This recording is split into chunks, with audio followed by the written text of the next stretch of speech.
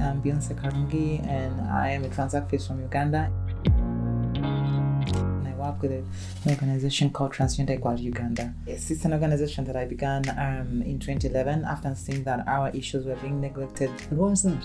Because I came out strongly into activism to advocate for our rights and to raise awareness and tell people how it feels to be trans in Uganda. How is it to be trans in Uganda? It's very tough because trans people are seen as gay. For example, I'm seen as gay.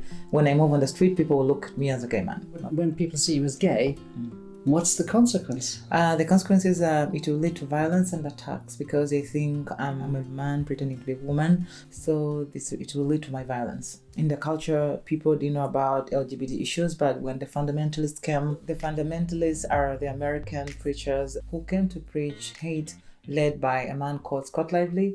Scott Lively is bringing the narrative that there is a movement to recruit young people into homosexuality.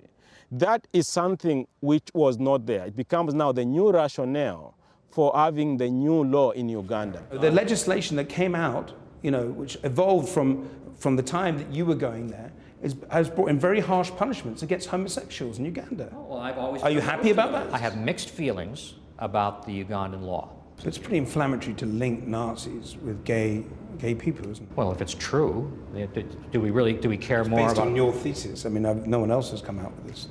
Before that time, within the sort of longer history of Africa, is trans people more or less accepted? Before, long time ago in the history, it says that trans people existed, African sexualities existed, gay people existed. Even some of the kings were gay, so there was no problem. Okay. But the hate began when the fundamentalists came to preach hate. Right.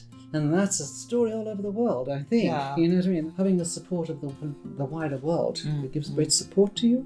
Yes, it gives me support when I meet people or when I speak in such forums.